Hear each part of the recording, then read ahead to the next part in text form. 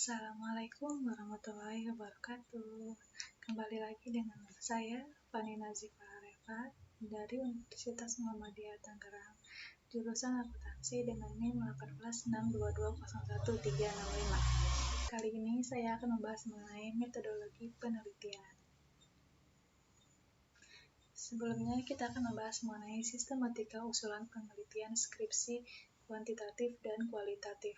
Pada dasarnya, sistematikanya itu hampir sama, yaitu diawali dengan latar belakang masalah, kemudian ada tinjauan pustaka, sementara untuk metode penelitian yang kuantitatif terdiri dari satu, ada batasan konsep dan definisi operasional variabel, kedua, ada validitas dan reliabilitas instrumen penelitian, tiga, ada teknik pengumpulan data, empat, ada populasi, sampel, dan teknik pengambilan sampel, dan yang kelima, ada teknis analisis data. Sementara untuk metode penelitian kualitatif terdiri dari yang pertama ada batasan konsep dan definisi operasional variabel, yang kedua ada teknik pengumpulan data, yang ketiga ada penetapan responden dan informan penelitian, dan yang keempat ada teknik analisis data. Selanjutnya kita masuk ke jenis-jenis hipotesis. Jenis-jenis hipotesis itu yaitu ada hipotesis tanpa arah. Contohnya itu ada kualitas audit mempengaruhi kualitas laporan keuangan. Dan ada juga hipotesis yang berarah. Contohnya yaitu kualitas audit berpengaruh positif pada kualitas laporan keuangan. Selanjutnya ada hipotesis statistik, yaitu ada dua. Yang pertama ada hipotesis nol yang diartikan sebagai tidak adanya perbedaan antara parameter dengan statistik atau tidak adanya perbedaan antara ukuran populasi dan ukuran sampel. Yang kedua ada hipotesis alternatif, adalah lawannya hipotesis nol yang berbunyi adanya perbedaan antara data populasi dengan data sampel. Selanjutnya ada bentuk rumusan hipotesis. Yang pertama ada hipotesis deskriptif, yaitu dugaan tentang nilai suatu variabel mandiri tidak membuat perbandingan atau hubungan. Yang kedua ada hipotesis kausal, yaitu suatu pertanyaan yang menunjukkan dugaan tentang pengaruh dua variabel atau lebih. Yang ketiga ada hipotesis komparatif, yaitu pernyataan yang menunjukkan dugaan nilai dalam suatu variabel atau lebih pada sampel yang berbeda. Dan yang terakhir ada hipotesis asosiatif, adalah suatu pertanyaan yang menunjukkan dugaan tentang hubungan antara dua variabel atau lebih. Selanjutnya masuk pada desain penelitian.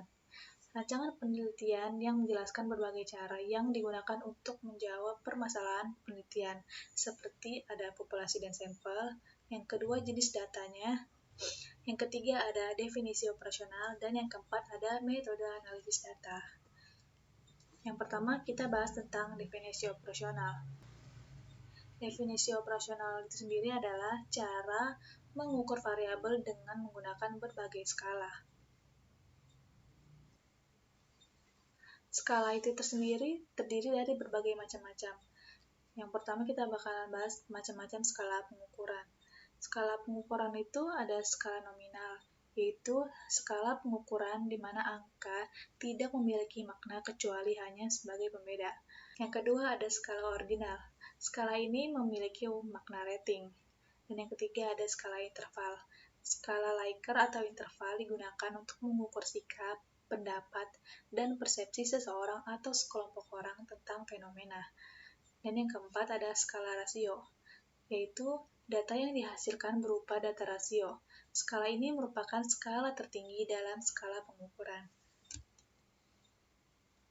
Ini ada contohnya. Selanjutnya kita bahas mengenai populasi teknik sampling, yaitu kita akan bahas pertama kali mengenai pengertian populasi dan sampel. Populasi sendiri adalah wilayah generalisasi yang terdiri atas objek atau subjek yang mempunyai kuantitas dan karakteristik tertentu yang ditetapkan oleh peneliti untuk dipelajari dan kemudian ditarik kesimpulannya. Sementara pengertian sampel sendiri adalah sebagian dari jumlah dan karakteristik yang dimiliki oleh populasi. Jadi sampel ini adalah suatu bagian dari populasi.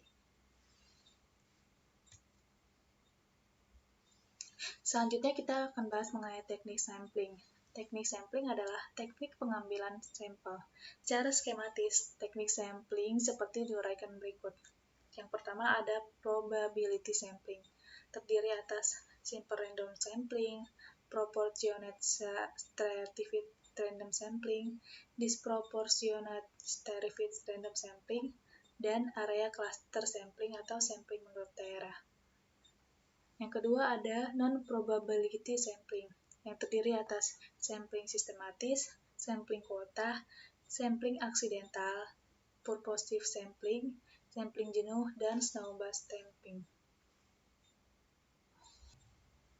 Probability sampling adalah teknik sampling yang memberikan peluang yang sama bagi setiap unsur atau anggota populasi untuk dipilih menjadi anggota sampel. Bagian dari probability sampling ini sendiri, yaitu yang pertama ada simple random sampling.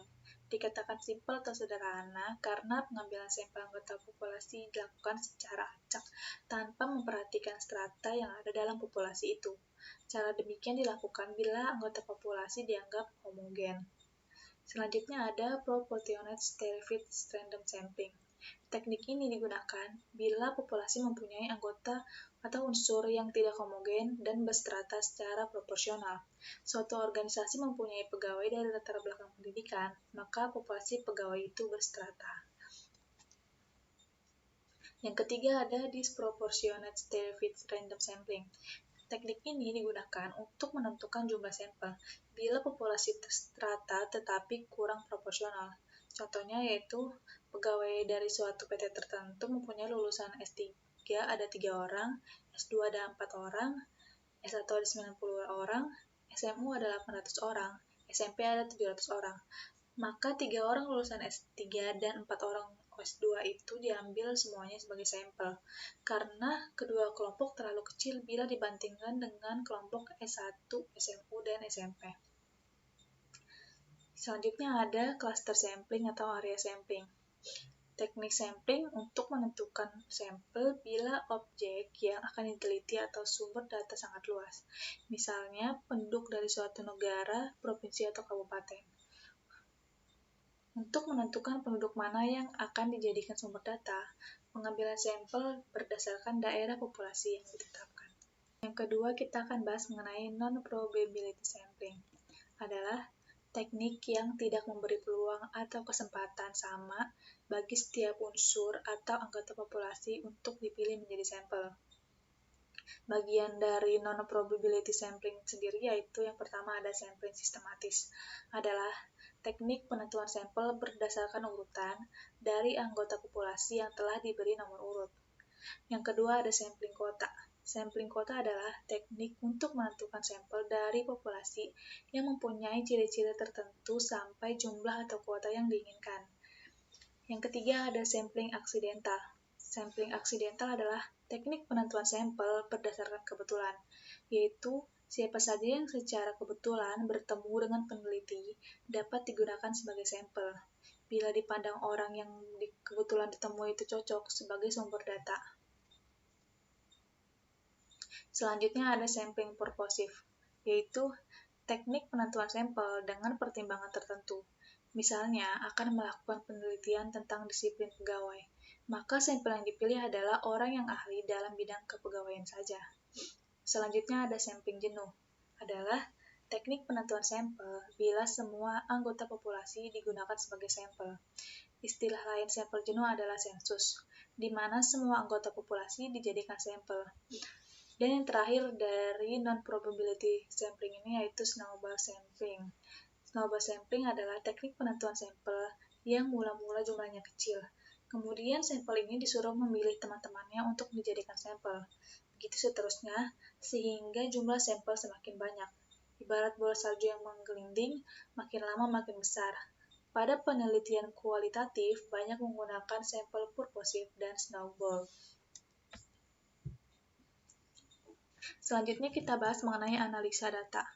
Dalam penelitian, analisa data merupakan kegiatan setelah data dari seluruh responden atau sumber data lain terkumpul.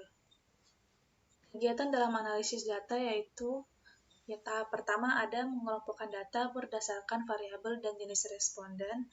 Yang kedua ada mentabulasi data berdasarkan variabel dari seluruh responden. Tahapan yang ketiga ada menyajikan data tiap variabel yang diteliti. Yang keempat ada melakukan perhitungan untuk menjawab rumusan masalah. Dan step yang terakhir yaitu melakukan perhitungan untuk menguji hipotesis yang telah diajukan. Teknik analisis data dalam penelitian menggunakan statistik.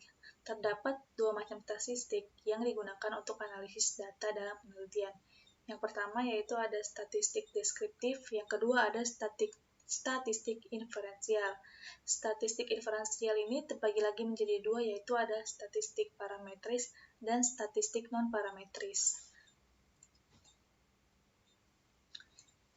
Pengertian dari statistik deskriptif sendiri adalah statistik yang digunakan untuk menganalisis data dengan cara mendeskripsikan atau menggambarkan data yang telah terkumpul, sebagaimana adanya tanpa bermaksud membuat kesimpulan yang berlaku untuk umum atau generalisasi.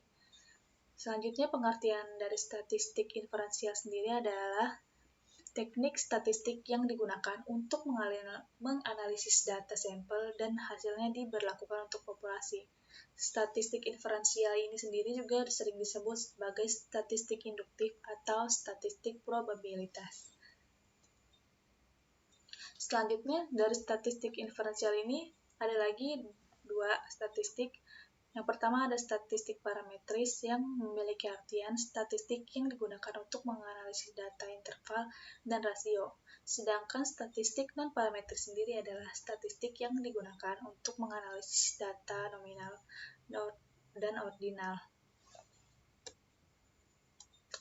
Sekian untuk pembahasan mengenai metode penelitian kali ini. Kurang lebihnya saya mohon maaf. Wabillahi taufiq wal hidayah. Wassalamualaikum warahmatullahi wabarakatuh. Sampai jumpa di video selanjutnya.